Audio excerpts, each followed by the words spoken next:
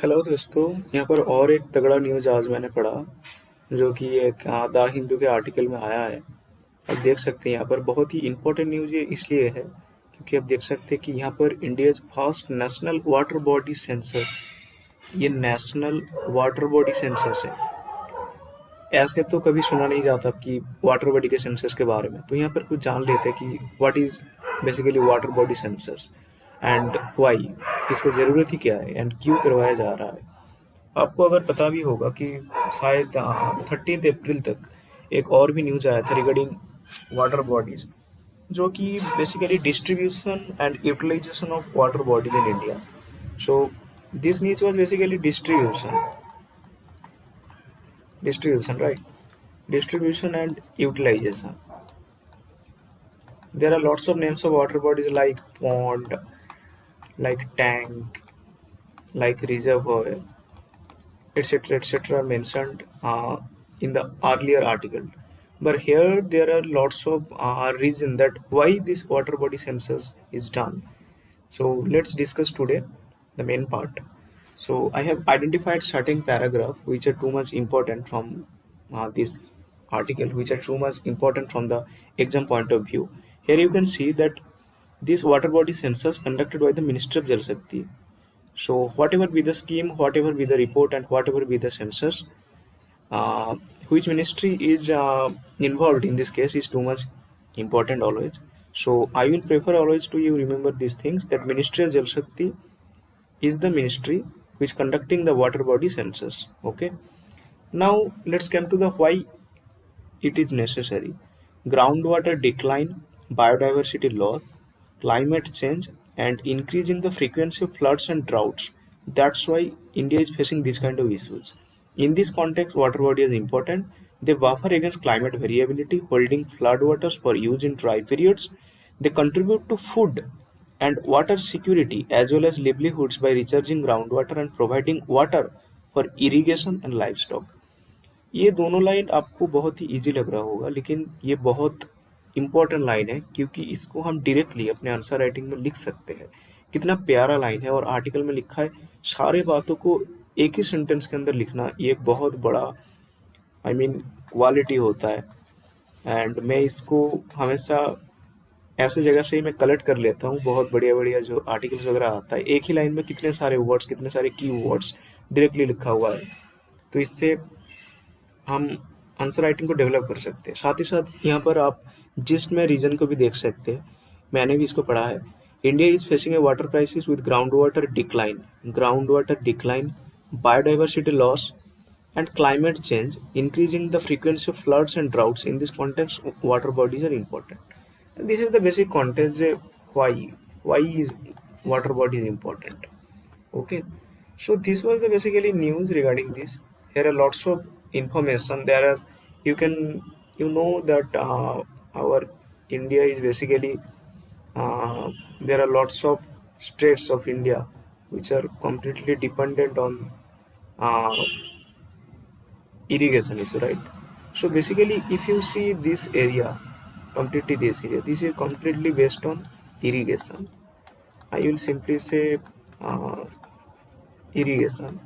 So there are lots of reservoir, lots of tanks, lots of ponds are there, which are basically used for mainly for irrigation, and they are larger in size. But as much as we move towards the northeast side, and basically especially West Bengal and this area, here this type of water bodies are smaller in size and quite common, because they are not only used for irrigation purpose, because they are also used for fisheries and daily use purposes. So that's why there are lots of mini small water bodies present in this area. Yes, I have also studied it in deeply, that's why I'm saying this. You can also go through the article and you will find this information here as well. There has been no data on smaller water bodies that are the lifeline of rural India and critical culture and flood control and recreational expedition cities. देखिए, इसके regarding कोई data अभी तक है ही नहीं हमारे पास। While data on reservoirs and reserve have been available in India water resource information system for last few years, कि जितने छोटे छोटे वाटर बॉडीज है उनके ऊपर रूरल इंडिया कैसे डिपेंडेंट है, कैसे उनका स्ट्रक्चरल इंफॉर्मेशन यानी उनका अर्निंग कैसे होते हैं, इसके बारे में कोई डाटा हमारे पास है नहीं, इसीलिए किया जा रहा है। दूसरा एक बार जान लेते हैं कि how was the census conducted. The census objective was to develop a national database. एक नेशनल डाटाबेस तैयार किया जा रहा है, हुई इंफॉर्मेशन ऑन द साइज। ये पॉइंट बहुत ज़रूरी है, मैंने भी इसको अच्छे से स्टडी किया है। Size, purpose, ownership and status and condition of the water bodies, बहुत सारी इंपॉर्टेंट। एक तो था साइज, ये एक में आ जाएगा। दूसरा आएगा पर्पस, तीसरा आएगा ओनरशिप, कि कोई इंडिविजुअल बंदा ओन कर रहा है या फिर गवर्नमेंट ओन कर रहा है या फिर ऐसे ही पड़ा हुआ है। चौथा है स्टेटस एंड पांचवा है कंडीशन, कि अभी किस हालत में है। एल्गल एल्गल ब्लूम हो गया है, पानी अच्छा है, फिशरीज के लिए रेडी है या फिर नहीं, अभी हालत इतना बुरा है या फिर अच्छा है, ये जानना बहुत ज़रूरी है। तो इसलिए ये डाटा तैयार किया गया है। साथ ही साथ और कुछ इंपॉर्टेंट लाइंस देख लेते हैं कि what does the data show, तो डाटा में आया क्या है, ये अब बहुत ही इंपॉर्टेंट है। जो चीज़ें मैंने आपको यहाँ पर बताया, अब यहीं पर वो चीज़ें आप देख पाएंगे। Most water bodies in the country are very small. The vast majority of Indian water bodies are less than 1 hectare large. This means locating and keeping track of them is likely to remain a challenge. तो इतने छोटे छोटे water bodies है जो मैंने बताया, specially north east area में and waste Bengal में, कि उनको सैटेलाइट के माध्यम से ट्रैक करना ही बहुत ही बड़ा मुश्किल काम है। ठीक है, there remain a challenge. The traditional way of map these water bodies using satellites may not work, which is why the mammoth effort expanded in ground based tracking is very welcome. इस satellite based तो failed इसको identify करने में, ठीक है, तो इसीलिए ground based जो ट्रैकिंग, इसको इम्प्लीमेंट किया गया है। साथ ही साथ और भी आप यहाँ पर देख सकते हैं, the water bodies show regional patterns that correlate with rainfall. Yes, जितने भी ये वाटर बॉडीज है वो रेनफॉल के साथ ही साथ कोरिलेट होता है। अब ये मैं आपको समझाता हूँ। गांव में क्या होता है, मैंने भी देखा है कि एक वाटर बॉडी है हमारे घर में छोटा सा, ठीक है, उसको बस बारिश की जब मौसम आता है उससे बस पहले उसको पूरा पानी निकाला जाता है, वहाँ से मच्छर वगैरह पकड़ा जाता है, क्योंकि बारिश जब होगा वो फिर से भर जाएगा, हमें पता है कि ये फिर से भर जाएगा। यानी बारिश के ऊपर हम डिपेंडेंट है, छोटे छोटे water bodies.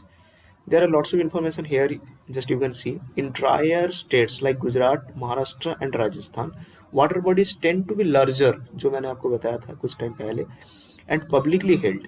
In the wetter parts of the country like Kerala, West Bengal and states in the northeast, more than 3/4 of the water bodies are privately owned. That's why I said you.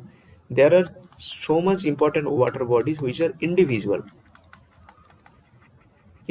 or you can simply say these are private, and there are large water bodies which are situated in Gujarat, Maharashtra and Rajasthan. They are not private, basically they are larger in size. In drier state, the water bodies are primarily used for irrigation and groundwater recharge, while in wetter states domestic use, pisciculture dominate. Mid size water bodies है largely panchayat owned, ठीक है, जो कि big size का जो water bodies है rural area में वो पंचायत ओन करता है।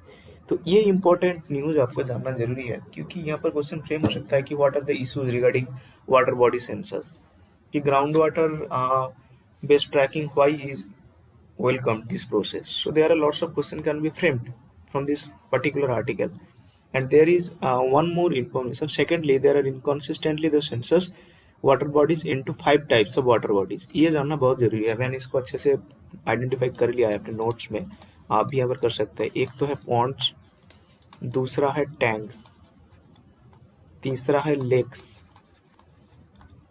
चौथा है रिजर्वोयर एंड पांचवा नहीं है ये 1 2 3 4 ये 4 ग्रुप्स 5 ग्रुप्स. एक मिनट.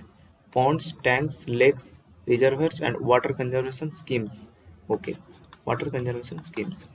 द ग्लॉसरी ये इंपॉर्टेंट इसलिए न्यूज है क्योंकि ये तो इतना है नहीं कि कौन से ग्रुप्स के अंदर, I mean water body census के अंदर कौन से जो पैरामीटर्स है, कौन आ रहा है इसके अंदर, सीधी बात में तो पॉन्ड्स आ रहा है, टैंक्स आ रहा है, लेक्स आ रहा है एंड स्कीम के अंतर्गत जो भी वाटर बॉडीज है वो आ रहा है.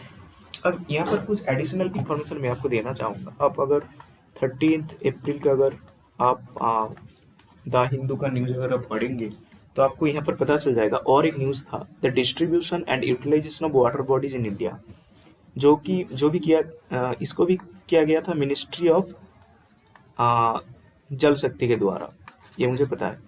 यहाँ पर एक इम्पॉर्टेंट इन्फॉर्मेशन था कि West Bengal boasts of the highest number of ponds and reservoir, यानी पॉन्ड्स एंड रिजर्वायर्स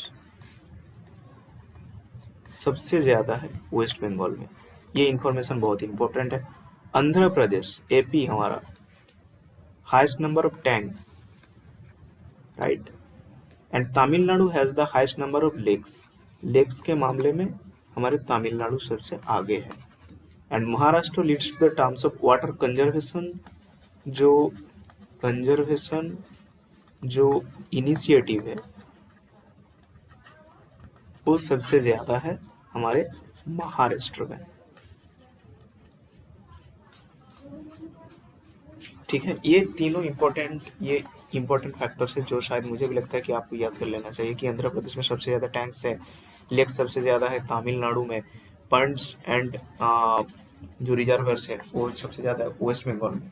तो इससे आप इस न्यूज़ को आप इंटरलिंक कर सकते हैं। दैट्स वाई मैंने आपको मैंने एक्सप्लेन कर दिया कि ये रिलीज में भी आ सकता है और मेंस में भी आंसर राइटिंग इसको फ्रेम किया जा सकता है।